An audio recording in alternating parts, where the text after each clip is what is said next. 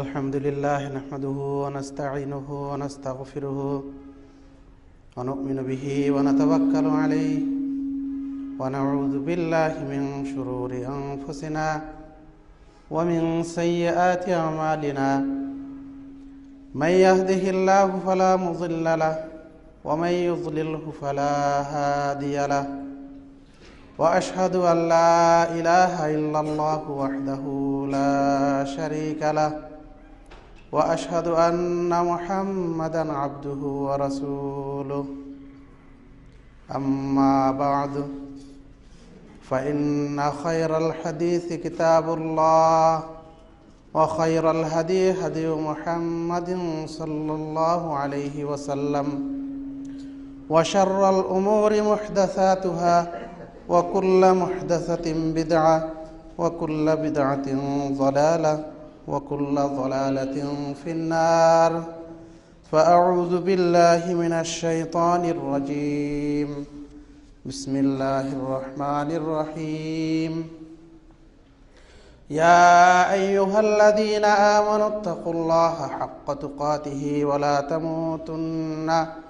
ولا تموتن إلا وأنتم مسلمون يا أيها الناس اتقوا ربكم الذي خلقكم من نفس واحدة وخلق منها زوجها وبث منهما رجالا كثيرا ونساء واتقوا الله الذي تساءلون به والأرحام إن الله كان عليكم رقيبا يا أيها الذين آمنوا اتقوا الله وقولوا قولا سديدا يصلح لكم أعمالكم ويغفر لكم ذنوبكم ومن يطع الله ورسوله فقد فاز فوزا عظيما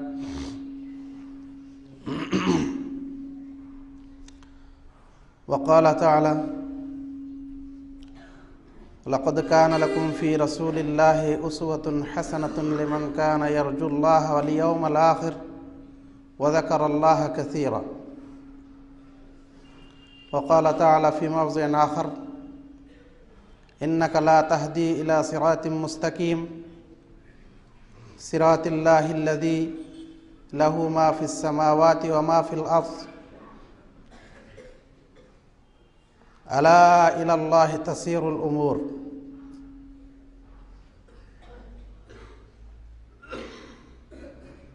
وعن أبي هريرة رضي الله عنه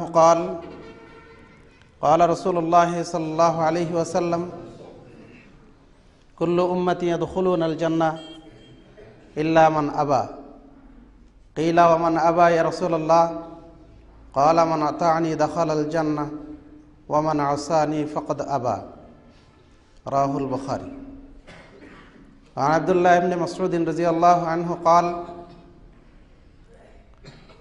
خط لنا رسول الله صلى الله عليه وسلم يوما خطا فقال هذا سبيل الله وخط خطوطا عن يمينه وعن شماله ثم قال هذه سبل وعلى كل سبيل منها شيطان يدعو إليه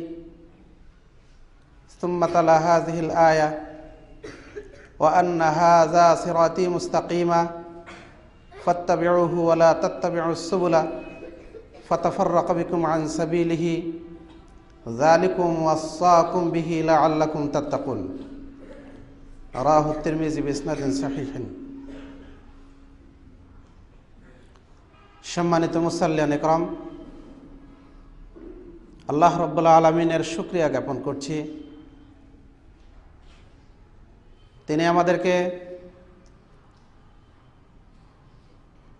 পৃথিবীতে তার নিকটে সর্বশ্রেষ্ঠ প্রিয়তম স্থান মসজিদে যথাসময়ে সমবেত হওয়ার তৌফিক দান করেছেন তাই আল্লাহর বারগাহে আবারও আমরা শুকরিয়া জ্ঞাপন করি আলহামদুলিল্লাহ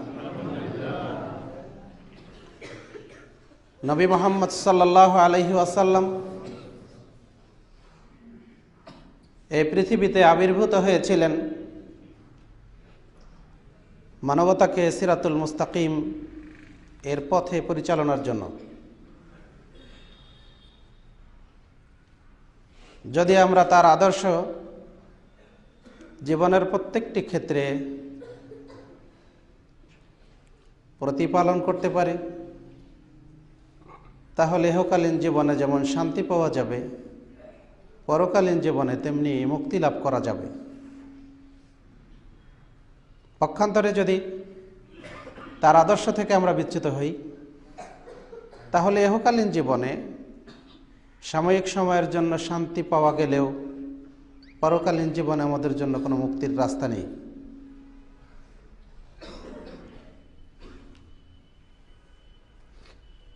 আল্লাহ রসুল সাল্লাল্লাহু আলাইহি সাল্লাম যে আদর্শ নিয়ে এসেছিলেন,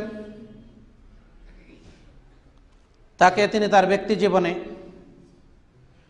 তার পারিবারিক জীবনে, সামাজিক জীবনে, অর্থনৈতিক জীবনে, রাজনৈতিক জীবনে এটা বাস্তবায়ন করে আমাদেরকে দেখিয়ে গেছেন। কিন্তু আমরা জানি যে কোনো আদর্শ বাস্তবায়ন করতে গেলে তার জন্য প্রয়োজন হয় নিবেদিত প্রাণ একদল কর্মী বাহিনী। আমরা হিটলারের জীবনী পড়েছি। হিটলার এক সময় বিশ্ব জয় করতে চেয়েছিল। তার বন্ধু একদিন তাকে বলেছিল, তুমি যে বিশ্ব জয় করতে চাও, কিসের বলে? তিনি বলেছিলেন, তুমি কি দেখতে চাও না শুনতে চাও? তার বন্ধু বলেছিল, আমি দেখতে চাই। মানুষ দেখতে পাইলে শুনতে চাই কি? আমি দেখতে চাই। হিটলার তার বন্ধুকে ছাদের উপর নিয়ে গেলেন, গিয়ে তার যে বাহির ছিল তাদেরকে ডাকলেন, ডেকে তিনি মার্চ করার নির্দেশ দিলেন। আপনারা সেনাবাহিনীর মার্চ দেখেছেন। মার্চ করার নির্দেশ দিলেন। উঁচু প্রাসাদের উপরে মার্চ করছে হিটলারের বাহিনী। 1, 2, 3 করে সৈন্যরা পড়ে যাচ্ছে, নিচে পড়ে মারা যাচ্ছে। তার বন্ধু দেখে বলল, তুমি করছো কি? এরা তো সব মরে যাবে, তুমি থামতে বলো। হিটলার থামতে বললেন, থেমে গেল। তার বন্ধু সেদিন বলেছিল, হ্যাঁ, তোমার এই বাহিনী যদি এমনই হয় তাহলে তুমি ঠিকই পারবে বিশ্ব জয় করতে। কিন্তু তার বহু আগে যে আদর্শ মানবতার মুক্তি দিতে পারে, যে আদর্শ পরকালীন জীবনে আপনাকে আমাকে জান্নাতে নিয়ে যেতে পারে, ওই আদর্শ প্রতিষ্ঠার জন্য একদল মানুষও সেদিন রাসূলুল্লাহ সাল্লাল্লাহু আলাইহি সাল্লাম সাথে পেয়েছিলেন, যারা তাদের জীবনের সর্বস্ব বলি দিয়ে, তাদের অর্থ বিত্ত বৈভব দিয়ে, তাদের দেহের শেষ রক্তবিন্দু দিয়ে আদর্শ প্রতিষ্ঠার জন্য কাজ করেছিলেন।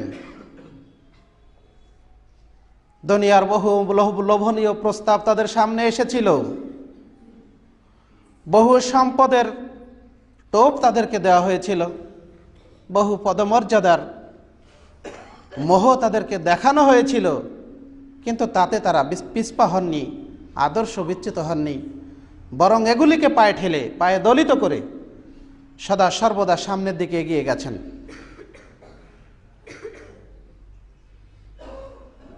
রাসূলুল্লাহ সাল্লাল্লাহু আলাইহি সাল্লাম সেই আদর্শ নিয়ে এসেছিলেন, যা আমাদের জন্য রেখে গেছেন।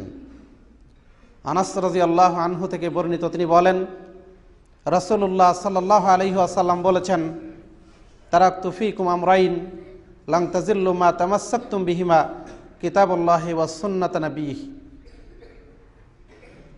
আল্লাহ রাসূল বলছেন, আমি তোমাদের জন্য 2টি জিনিস রেখে যাচ্ছি, যতদিন পর্যন্ত তোমরা এই 2টি জিনিসকে আঁকড়ে ধরে থাকবে ততদিন পর্যন্ত তোমরা পথভ্রষ্ট হবে না। তার একটা হলো আল্লাহর কিতাব, আর একটা হলো আল্লাহর রসুলের রেখে যাওয়া সুন্নত, তার আদর্শ। সুধীমণ্ডলী, আমরা এই পৃথিবীর মানুষ হিসেবে আমরা আমাদের চালচলনে, আমরা আমাদের কথাবার্তায়, আমরা আমাদের আচার আচরণে কখনো কখনো আমরা মুত্তাকি পরহেজগার হিসাবে পরিচয় দান করে থাকি। আমরা নিজেকে মুত্তাকি হিসাবে, পরহেজগার হিসাবে, রাসূলের একনিষ্ঠ উম্মত হিসাবে নিজেকে মনে করি। কিন্তু রাসূল সাল্লাল্লাহু আলাইহি ওয়াসাল্লাম বলেছেন, আত্তাকওয়া হাহুনা ওয়া ইউশিরু ইলা সাদরিহি, আল্লাহ রসুল বলছেন তাকওয়া এখানে, আর তিনি তার বুকের দিকে ইশারা করলেন, 3 বার তিনি বললেন না তাকওয়া হা হুনা, তাকওয়া এখানে। মানুষের বাহ্যিক আচরণ, মানুষের বাহ্যিক চলাফেরা, মানুষের প্রকাশ্য কথাবার্তা, এগুলি দিয়ে কোনো কোনো সময় তাকে মুত্তাকি পরহেজগার মনে হলেও ভিতরের জিনিস আপনার আমার অজানা, ওটা কিন্তু আমরা জানি না, ওটা আল্লাহ জানেন। যে কারণে রাসূলুল্লাহ সাল্লাল্লাহু আলাইহি ওয়াসাল্লামের সাথে জেহাদে শরীক হয়েও, বীর বিক্রমে যুদ্ধ করেও তার ভাগ্যে শাহাদাত জোটেনি, কারণ সেখানে তাকওয়া ছিল না, সেখানে আল্লাহভীতি ছিল না। যে কারণে পরবর্তীতে সে আত্মহত্যা করে নিজেই নিহত হয়েছে, সে শহীদ হয়নি।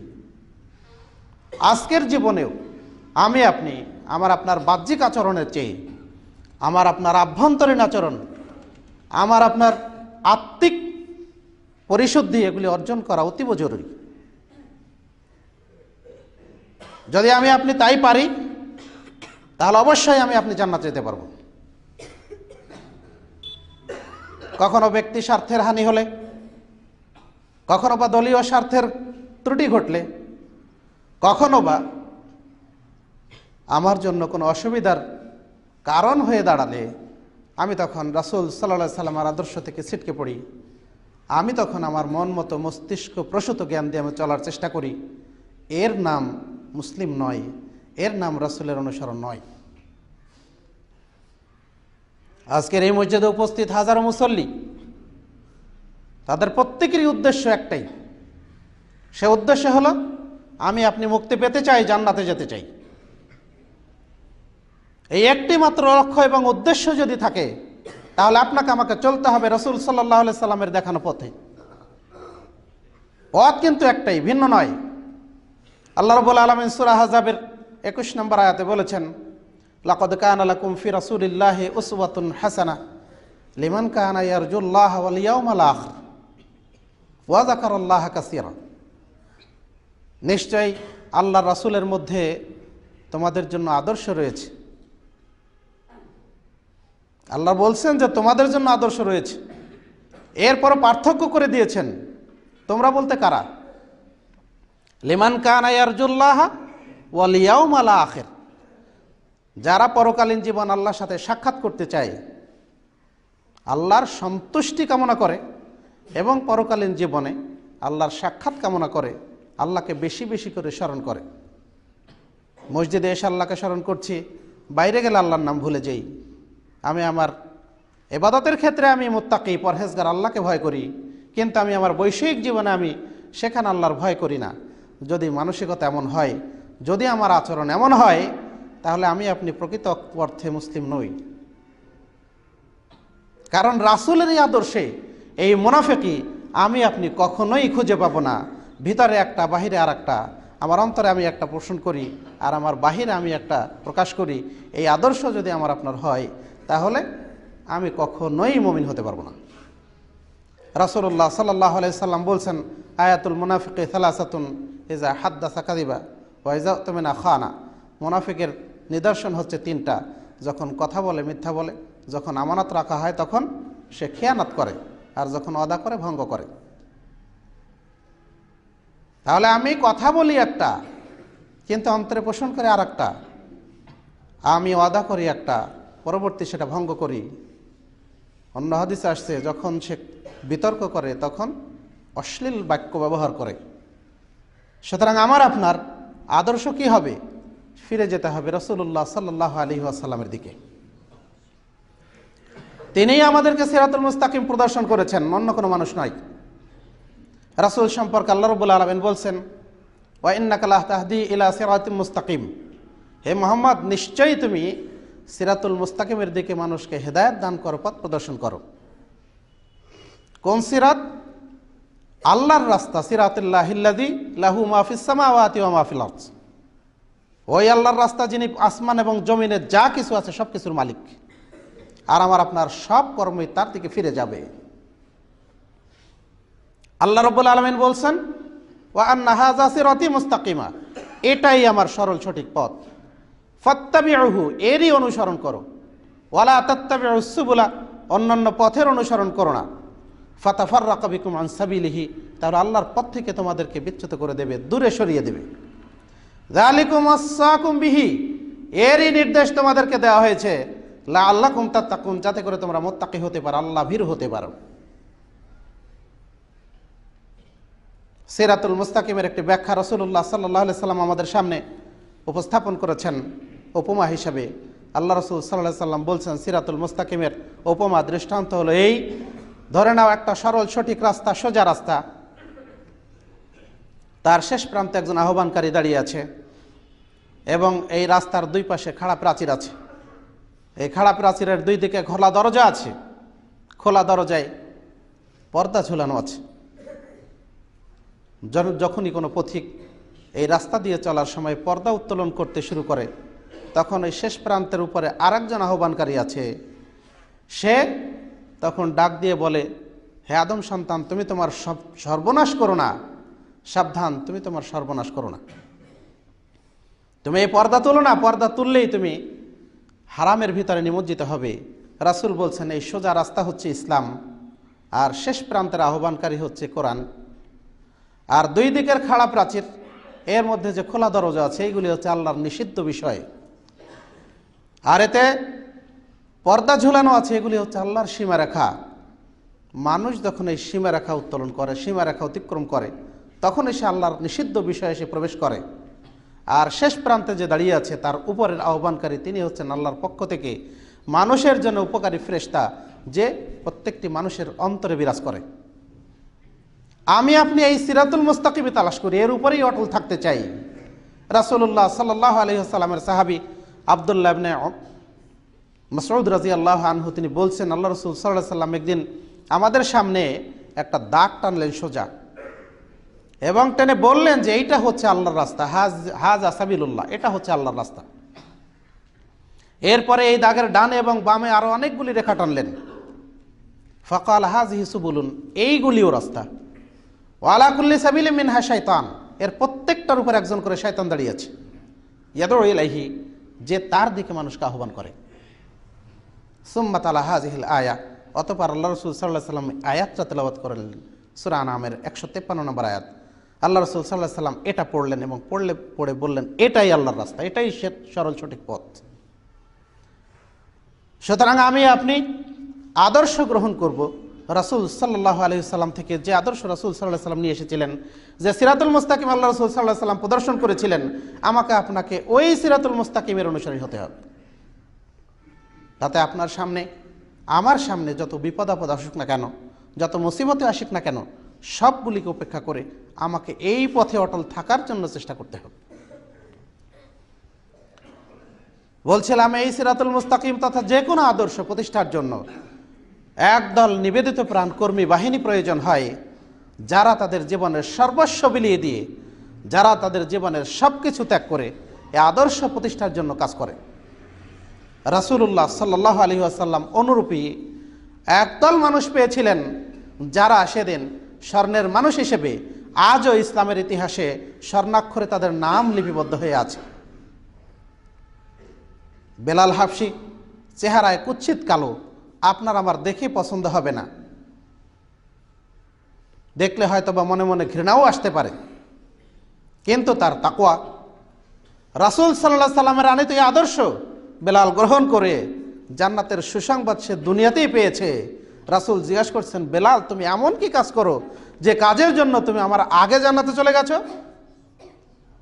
বেলাল বলেন, আল্লাহ রাসূল, আমার এমন কোনো আমল নেই, আমি এমন কোনো আহামরি কাজ করি না, তবে আমি একটা কাজ এই করি যে আপনি বলেছিলেন, যদি কেউ 2 রাকাত সালাত আদায় করে ওযু করে, সর্বক্ষণ ওযু অবস্থায় থাকে, 2 রাকাত সালাত আদায় করে, তাহলে সে জান্নাতে প্রবেশ করবে। রাসূল, আমি ওই কথা শোনার পর থেকে আমি সারাক্ষণই ওযু অবস্থায় থাকার চেষ্টা করি, যখনই ওযু ভেঙে যায় তখনই আমি ওযু করি, এবং আমি মনে করি আমার উপর 2 রাকাত সালাত পড়া আমার দায়িত্ব, আমি তখন 2 রাকাত সালাত আদায় করি। রাসূল বলছেন, বেলাল, হ্যাঁ, ওই কারণেই তুমি আমার আগে চলে গেছো। বেলালের পিছনের ইতিহাস আমি আপনি স্মরণ করি, আমরা সবাই জানি। উমাইয়া বিন খালফ তার মনিব হিসাবে বেলালকে বলছে যে তুমি তোমার এই নতুন ধর্ম, এটাকে ত্যাগ করো, মুহাম্মাদের ধর্ম ত্যাগ করো, তুমি ধর্ম গ্রহণ করো আমাদেরটা, তোমার বাপদাদার ধর্ম গ্রহণ করো। যখন ত্যাগ করেনি তখন বেলালের বুকের উপরে পাথর চাপা দিয়ে দিনের বেলার উত্তপ্ত মরুভূমিতে রেখে বারবার বলা হচ্ছে তুমি তোমার নতুন ধর্ম ত্যাগ করো। বেলাল শুধু একটা কথাই বলছেন, আহাদুন আহাদুন লা ইলাহা ইল্লাল্লাহ, সেই আল্লাহ এক অদ্বিতীয়, তিনি ছাড়া আর কোনো উপাস্য নেই।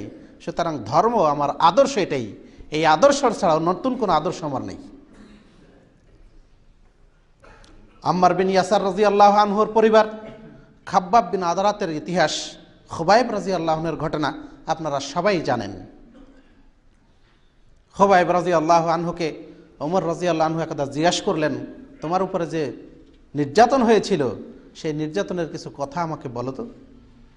তিনি বললেন যে হে আমিরুল মুমিনিন, আমার মুখে কি শুনবেন, আমার এই পিঠ দেখলে আপনি বুঝতে পারবেন। কাপড় উঠিয়ে দিয়ে তাকে দেখাচ্ছেন যে দেখেন আপনি, আমাকে উত্তপ্ত অঙ্গারের উপরে রেখে দেওয়া হতো। যখন আমার দেহ থেকে রক্ত পুঁজ বের হয়ে এই আগুন নিভে না যেত ততক্ষণ পর্যন্ত আমাকে আগুনে জ্বলতে হতো। তার পিঠের এই গর্ত হয়ে যাওয়া তিনি দেখে ওমর রাদিয়াল্লাহু আনহু কাঁদতে শুরু করলেন, কেঁদে দিলেন। সেই খুবাইব রাদিয়াল্লাহু আনহু বলছেন, মৃত্যুর পূর্বে জনৈক সাহাবী তাকে বলছেন যে হে খুবাইব, হে আব্দুর রহমান, হে আব্দুর রহমান, আপনি তো আর অল্প কিছুদিন পরেই আপনি আপনার সেই পূর্বসূরি ভাইদের সাথেই মিলিত হবেন, সাক্ষাৎ করবেন। তিনি তখন কেঁদে দিচ্ছেন আর বলছেন, শুনে রাখো, তুমি আমাদের এমন ভাইদের কথা স্মরণ করিয়ে দিলে যারা তাদের সৎ আমল এবং তাদের সব কিছু নিয়ে জান্নাতে চলে গেছে। আর আমার ভয় হয় যে আমি আমার এই সৎ আমলগুলি দুনিয়াতে বিনষ্ট হয়ে যায় কিনা। এমন একটা সময় ছিল যে আমার ঘরে কিছুই থাকতো না, আর আজকে রাসূল সাল্লাল্লাহু আলাইহি সাল্লামের ইন্তেকালের পরে আমার ঘরের কোণে 40,000 দিরহাম আছে। সুতরাং আমি জানি না, আমি বুঝতে পারছি না যে আমি জান্নাতে যাব কিনা। তাহলে তাদের উদ্দেশ্য কি ছিল? উদ্দেশ্য ছিল এই যে তারা তাদের জীবনের সব কিছুর বিনিময়ে তারা জান্নাতে চলে যাবে। উদ্দেশ্য তাদের এই ছিল। উহুদ যুদ্ধের ঘটনা আমরা স্মরণ করি। রাসূলুল্লাহ সাল্লাল্লাহু আলাইহি ওয়াসাল্লাম, মুসআব ইবনে উমাইর রাদিয়াল্লাহু আনহুর চেহারার মতোই আল্লাহ রাসূল সাল্লাল্লাহু আলাইহি ওয়াসাল্লামের চেহারা ছিল। তিনি শহীদ হলেন, কিন্তু গুজব রটনা করা হলো যে মুহাম্মদ নিহত হয়েছে। রাসূলুল্লাহ সাল্লাল্লাহু আলাইহি সাল্লামের দেহরক্ষী যারা সাহাবী ছিলেন, আল্লাহ রাসূলকে সর্বতভাবে তারা চেষ্টা করছেন তাকে রক্ষা করার জন্য, তাকে তীর বৃষ্টি থেকে, তাকে কাফেরদের আক্রমণ থেকে বাঁচানোর জন্য। সবাই যখন নিহত, সবাই যখন দূরে চলে গেছে, নিহত হয়ে গেছে, সাদ ইবনে মুআজ রাদিয়াল্লাহু আনহু এবং তালহা বিন উবাইদুল্লাহ রাদিয়াল্লাহু আনহু, তারা দুজন রাসূলুল্লাহ সাল্লাল্লাহু আলাইহি ওয়াসাল্লামকে হেফাজত করার জন্য সর্বক্ষণ তারা চেষ্টা করছেন। সাহাবী বলছেন, সেদিন তালহা বিন উবাইদুল্লাহ রাদিয়াল্লাহু আনহুর দেহে 35টি থেকে 39টা আঘাত সেদিন লেগেছিল। এমনকি রাসূলুল্লাহ সাল্লাল্লাহু আলাইহি ওয়াসাল্লাম তিনি বলছেন, ইরমি ফিদাকা আবি ওয়া উম্মি, হে তালহা তুমি তীর নিক্ষেপ করো। সাদ রাদিয়াল্লাহু আনহুকে বলছেন, সাদ তুমি তীর নিক্ষেপ করো, তোমার জন্য আমার পিতামাতার উৎসর্গিত হোক। রাসূলুল্লাহ সাল্লাল্লাহু আলাইহি সাল্লাম দাঁত ভেঙে গেল যখন তিনি আহত হলেন। তালহা রাদিয়াল্লাহু আনহু তাকে পিঠে চড়িয়ে নিয়ে পাহাড়ের উপরে গেলেন নিরাপদ স্থানে। আল্লাহ রাসূল সাল্লাল্লাহু আলাইহি সাল্লাম তার জন্য বললেন যে আল্লাহ আউজাবালাহু তালহা আই আল জান্নাহ, তালহার জন্য জান্নাত অবধারিত হয়ে গেল। একজন মানুষের দেহে যদি 35টা থেকে 39টা পর্যন্ত আঘাত লেগে থাকে, তাহলে তার দেহের পরিসীমা কতটুকু? এই জায়গার মধ্যে যদি এতগুলি আঘাত লেগে থাকে, তাহলে তিনি কিভাবে বেঁচে থাকেন? একমাত্র আল্লাহর রহমত ছাড়া আর বাঁচার কোনো রাস্তা নেই। এরপরও রাসূলুল্লাহ সাল্লাল্লাহু আলাইহি সাল্লামকে রক্ষা করার জন্য, তাকে হেফাজত করার জন্য সাহাবায়ে কেরাম নিজের জীবনের দিকে তাকাননি, বরং তারা রাসূল সাল্লাল্লাহু আলাইহি সাল্লামকে হেফাজতের জন্য চেষ্টা করেছেন। উদ্দেশ্য কি? আব্দুল্লাহ বিন মুহাম্মদ সাল্লাল্লাহু আলাইহি সাল্লামকে রক্ষা করা? উদ্দেশ্য কি আব্দুল্লাহর ছেলে মুহাম্মদকে রক্ষা করা? উদ্দেশ্য কিন্তু তা নয়। উদ্দেশ্য হলো যে মুহাম্মদ আল্লাহ রাব্বুল আলামিনের পক্ষ থেকে নবী হিসাবে, রাসূল হিসাবে পৃথিবীতে এসেছেন, তাকে রক্ষা করা, যাতে করে তার আদর্শ পৃথিবীতে প্রতিষ্ঠিত হয়। তার আদর্শ মেনে নিয়ে মানুষ ইহকালীন জীবনে শান্তি লাভ করে, পরকালীন জীবনে যাতে মুক্তি পেতে পারে। উদ্দেশ্য ছিল এটাই। আর এ কারণে আমরা ইসলামের প্রত্যেকটি যুদ্ধে দেখি, প্রত্যেকটি জিহাদে আমরা দেখতে পাই সাহাবায়ে কেরাম তাদের জীবনের সব কিছু দিয়ে তারা এই আদর্শকে বাঁচিয়ে রাখার জন্য, টিকিয়ে রাখার জন্য চেষ্টা করেছেন। তাবুক যুদ্ধে রাসূলুল্লাহ সাল্লাল্লাহু আলাইহি ওয়াসাল্লাম তিনি যে দান গ্রহণ করেছিলেন সাহাবায়ে কেরামের কাছ থেকে, ওটা আমরা সবাই জানি। আল্লাহ রাসূল সাল্লাল্লাহু আলাইহি সাল্লাম দানের জন্য আহ্বান করলেন। আবু বকর রাদিয়াল্লাহু আনহু তিনি তার সমস্ত সম্পদ নিয়ে এসে জমা দিলেন। ওমর রাদিয়াল্লাহু আনহু তার সম্পদের অর্ধেক তিনি জমা দিলেন। আর ওসমান রাদিয়াল্লাহু আনহু তিনি 1000 উট, 100 ঘোড়া, 1000 দিনার স্বর্ণ মুদ্রা, 200 দিরহাম রৌপ্য মুদ্রা এগুলি তিনি জমা দিলেন। যে কারণে রাসূলুল্লাহ সাল্লাল্লাহু আলাইহি ওয়াসাল্লাম তিনি বললেন, মাজাররা ইবনু আফফান মা আমিলা, ওসমান ইবনে আফফান এর পর থেকে যে আমলই করুক না কেন তার এই আমল তাকে কোনো ক্ষতি করতে পারবে না। সুবহানাল্লাহ বিহামদিহি। সেদিন ওসমান রাদিয়াল্লাহু আনহু 30,000 সৈন্যের প্রায় অধিকাংশেরই খরচ তিনি যোগান দিয়েছিলেন, যে কারণে মুহজিজুল জাইশ বলা হয়েছিল তাকে। ওসমান রাদিয়াল্লাহু আনহুকে যুদ্ধের রসদ সরবরাহকারী ওসমান রাদিয়াল্লাহু আনহু সর্বস্ব দান করেছেন, অধিকাংশ জিনিস দান করেছেন। তাহলে তিনি তার সম্পদ সাহাবায়ে কেরাম এভাবে শুধু একই যুদ্ধে নয়, এরকম বহু যুদ্ধে, বলা যায় সব যুদ্ধেই সাহাবায়ে কেরাম তাদের সব কিছু দিয়ে ইসলামী আদর্শকে টিকিয়ে রাখার জন্য চেষ্টা করেছেন। শুধু কি সম্পদ? শুধু সম্পদ নয়। মুতার যুদ্ধে রাসূলুল্লাহ সাল্লাল্লাহু আলাইহি সাল্লাম প্রথমত 3 জনকে তিনি সেনাপতি হিসেবে দায়িত্ব দিলেন। যায়েদ বিন হারিসা রাদিয়াল্লাহু আনহু তিনি বললেন, যায়েদ বিন হারিসাই হবে সেনাপতি। যদি যায়েদ মারা যায় তাহলে জাফর বিন আবি তালেব সে হবে সেনাপতি। যদি জাফর মারা যায় তাহলে আব্দুর রহমান ইবনে আউফ হবে সেনাপতি। রাসূলুল্লাহ সাল্লাল্লাহু আলাইহি সাল্লাম 3 জনকে সেনাপতি নিযুক্ত করে দিলেন। 3 জন সেনাপতি নিযুক্ত করার অর্থ হচ্ছে এই, নিশ্চয়ই যায়েদ ইবনে হারিসা রাদিয়াল্লাহু আনহু সে মৃত্যুবরণ করবে, শাহাদাত বরণ করবে। এরপরে জাফরকে তিনি সেনাপতি নিযুক্ত করলেন। তারা জানতেন যে রাসূল সাল্লাল্লাহু আলাইহি সাল্লাম জাফরকে সেনাপতি নিযুক্ত করার পরে আবার আব্দুর রহমান ইবনে আউফকে সেনাপতি করার অর্থ হলো এই যে নিশ্চয়ই জাফর মৃত্যুবরণ করবে। এ কথা জেনেও তারা কিন্তু পিছপা হননি, তারা কিন্তু পিছিয়ে যাননি।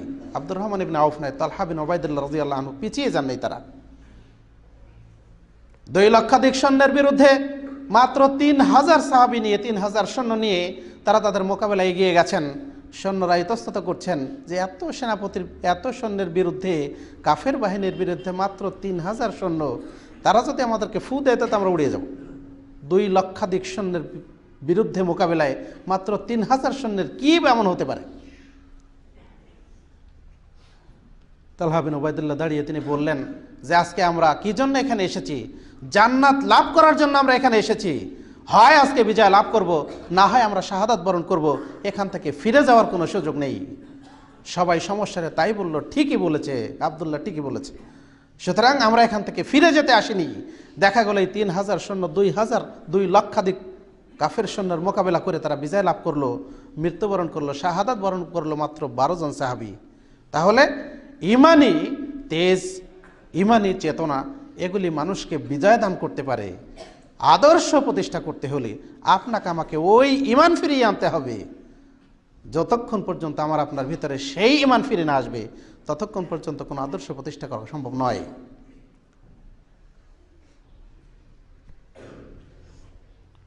উহুদ যুদ্ধে সাহাবী আব্দুল্লাহ বিন জামুহ তিনি, তার 4 জন সন্তান ছিল যারা বীর বিক্রমে ইতিপূর্বেও যুদ্ধ করেছে, তারাও যুদ্ধে অংশগ্রহণ করেছে। তিনিও যুদ্ধে অংশগ্রহণ করলেন। তার একটা পা খোড়া ছিল, তারপরও তিনি যুদ্ধে অংশগ্রহণ করছেন। ছেলেরা নিষেধ করছে যে আপনার এই বৃদ্ধ বয়সে যুদ্ধে অংশগ্রহণ করার দরকারটা কি?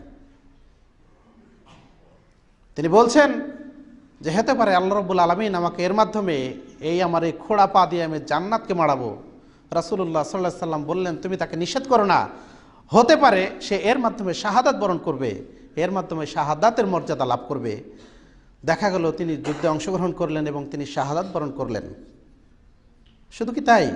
শুধু তাই নয়, অনেক সাহাবী, জনৈক সাহাবী রাসূলুল্লাহ সাল্লাল্লাহু আলাইহি ওয়াসাল্লামের সাথে উহুদ যুদ্ধে অংশগ্রহণ করার আগে তিনি আল্লাহর কাছে দোয়া করছেন, হে আল্লাহ, আল্লাহুম্মা রযুকনি রাজুলান শাদীদান, হে আল্লাহ রাব্বুল আলামিন, তুমি আমাকে এমন একজন বীর যোদ্ধার সম্মুখীন করো, যে শাদীদান বাসাহু, যে অত্যন্ত সাহসী, শাসীদান হুদুরাহু, যে বীর বিক্রমে যুদ্ধ করতে পারে, উকাতিলুহু ফিকা, হে আল্লাহ, আমি তার সাথে তোমার রাস্তায় যুদ্ধ করব। ওই উকাতিলুনি, সেও আমার বিরুদ্ধে জিহাদ করবে, সে আমার বিরুদ্ধে যুদ্ধ করবে। ওই ইয়াখুজুনি, সে আমাকে পেড়ে বসবে। ওয়ায়ুদ্দাউ আনফি ওয়ায়ুজাদ্দাউ আনফি ওয়া উযুনি, আর ফলে সে আমার নাক কেটে দেবে, আমার কান কেটে দেবে। ওয়ালাকিতু কাকাদান, আর আমি কালকে কিয়ামতের মাঠে তোমার সাথে সাক্ষাৎ করবো এই অবস্থায়।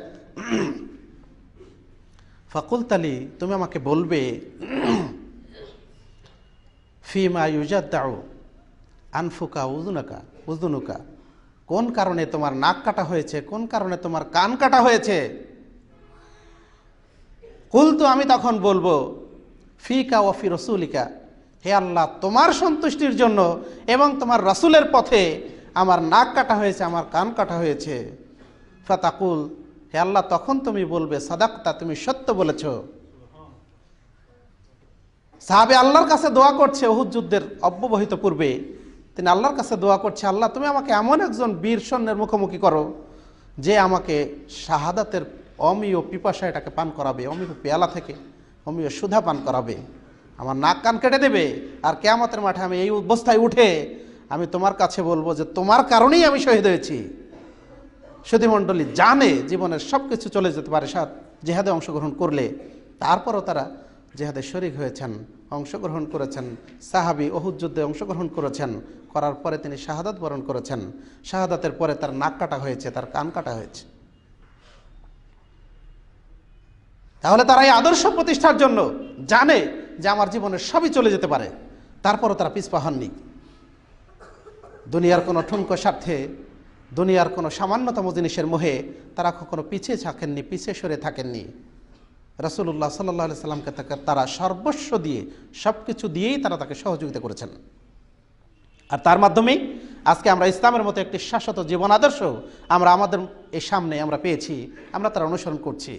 কিন্তু সুধীমণ্ডলী, দুঃখের বিষয় হলো এই, ইসলাম মানবতার মুক্তির আদর্শ, ইসলাম মানবতার মুক্তির জন্য এই পৃথিবীতে আল্লাহ রাব্বুল আলামিন আমাকে আপনাকে দান করেছেন।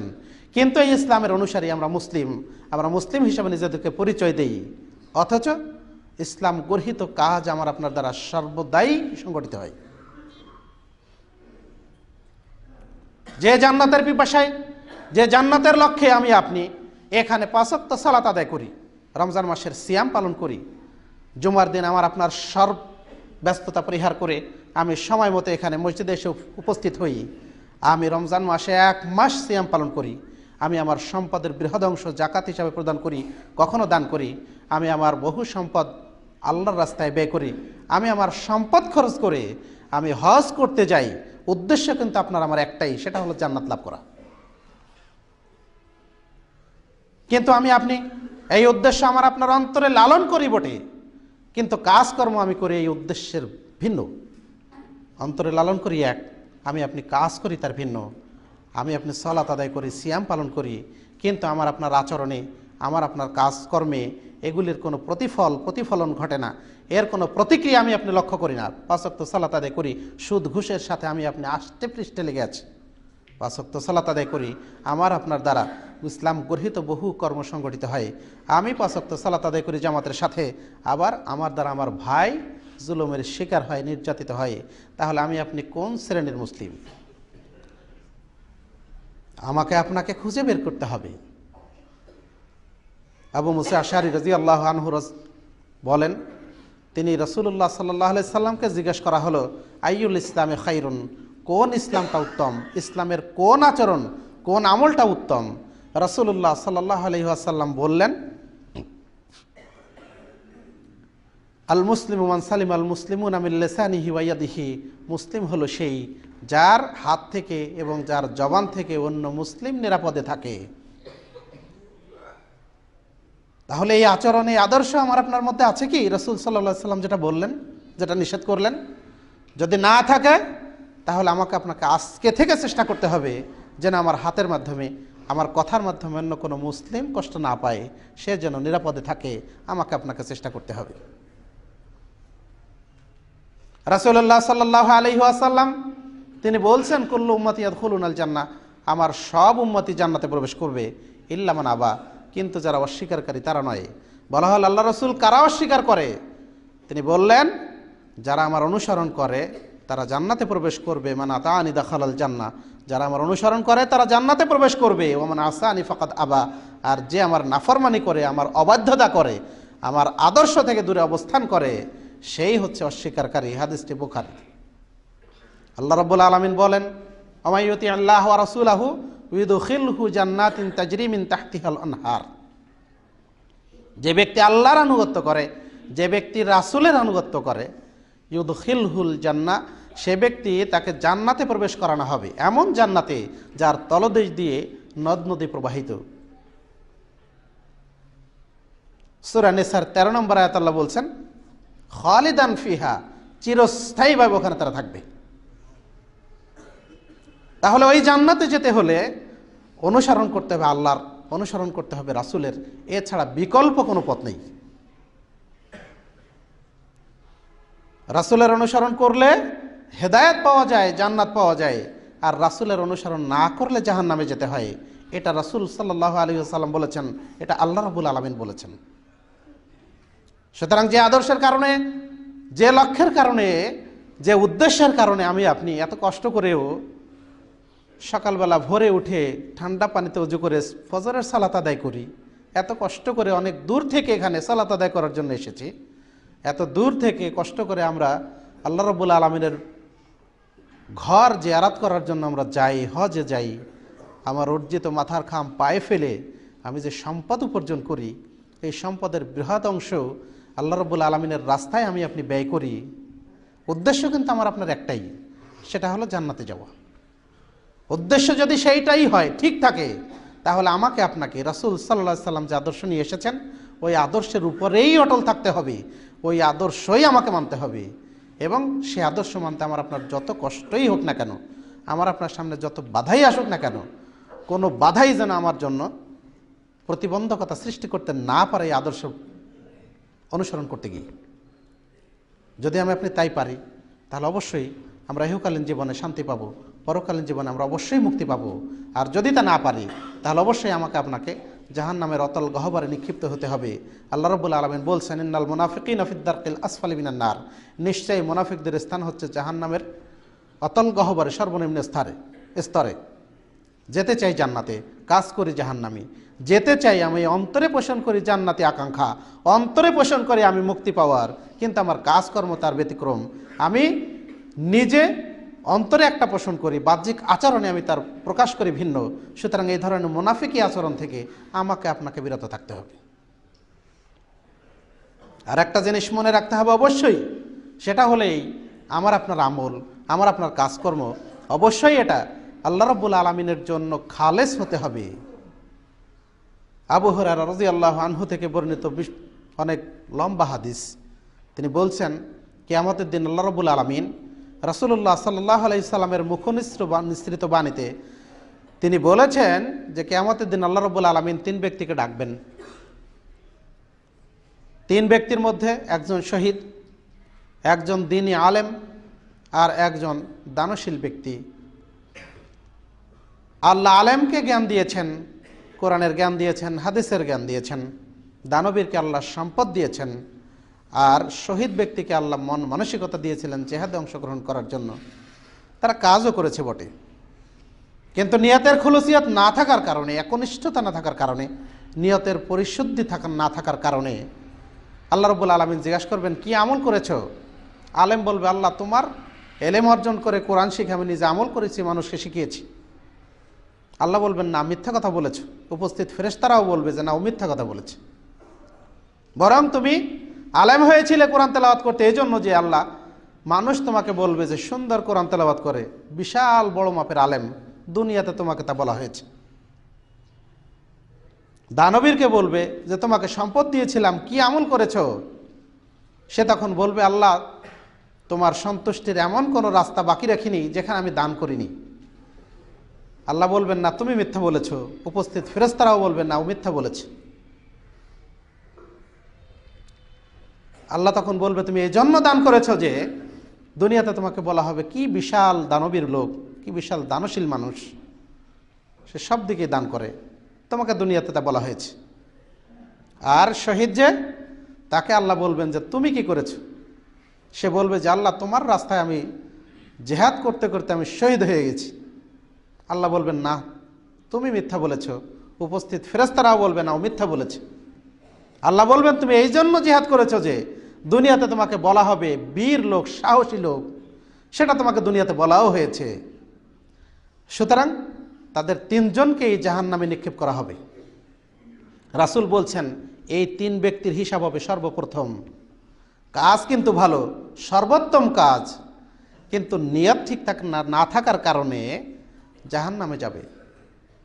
মাদ্রাসায় আমরা যারা খেদমত করি, যারা এখানে লেখাপড়া করি, তাদের বিষয়টা বিশেষভাবে খেয়াল করতে হবে। দ্বীনি ইলম অর্জন করছি। রাসূলুল্লাহ সাল্লাল্লাহু আলাইহি সাল্লাম বলছেন মান সালাকা তারিকান ইয়ালতামিসু ফীহি ইলমান সালাকাল্লাহু লাহু বিহি তারিকান ইলাল জান্নাহ। যে ব্যক্তি আল্লাহর সন্তুষ্টির উদ্দেশ্যে ইলম অর্জন করার জন্য পথ চলে, আল্লাহ তার জন্য এর দ্বারা জান্নাতের পথ সহজ করে দেন। সুবহানাল্লাহ।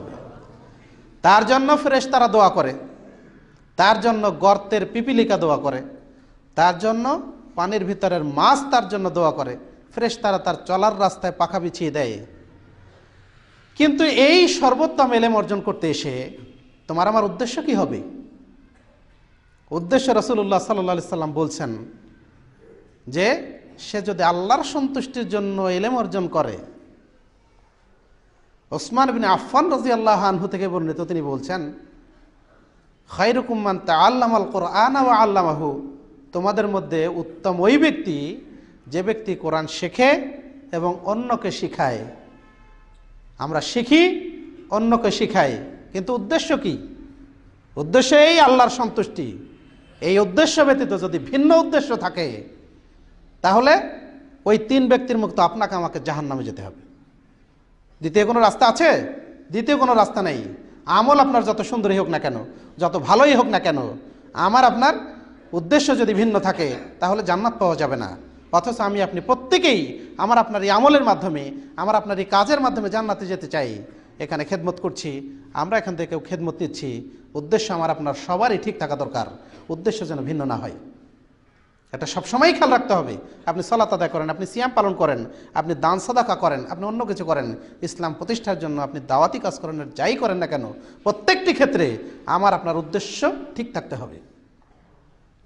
কখনো শয়তানি প্ররোচনায় পড়ে, কখনো শয়তানের ওয়াসওয়াসায়, কখনো শয়তানের কবলে পড়ে আমার আপনার এই উদ্দেশ্য থেকে যেন শয়তান আমাকে আপনাকে বিচ্যুত করতে না পারে, এই খেয়াল আপনার আমার সব সময় থাকতে হবে। তাহলে আমি আপনি জান্নাতে যেতে পারবো। আল্লাহ রাব্বুল আলামিন আমাকে আপনাকে সবাইকে জান্নাতুল ফেরদাউস দান করেন এবং আমার আপনার সবার উদ্দেশ্য যেন পরিশুদ্ধ হয়, সবার কাজ যেন ঠিক হয়, আমার আপনার মাধ্যমে কেউ যেন জুলুমের শিকার না হয়, কেউ যেন অত্যাচারিত না হয়, আমার আপনার কার্যক্রম যেন এমন না হয় যে এখানে ব্যক্তি স্বার্থ জড়িত হয়, তাহলে আমার আপনার জীবনের আমল সব বাতিল হয়ে যাবে। আমি আপনি ওয়াজ করি বটে, কিন্তু নিজেরা ধরে রাখতে পারি না, এমনটা যেন না হয়। আল্লাহ আমাদের সবাইকে তৌফিক দান করুন। আল্লাহুম্মা আমিন। আকুলু কওলি হাযা আস্তাগফিরুল্লাহ লি ওয়া লাকুম ওয়া লিসাইরিল মুসলিমিন। বারাকাল্লাহু লানা ওয়া লাকুম ফিল কুরআনিল আযীম ওয়া নাফা'না বিল আয়াতি ওয়া যিকরিল হাকীম। ইন্নাহু তাআলা জাওয়াদুন কারীমুম মালিকুম বারুর রাউফুর রহিম।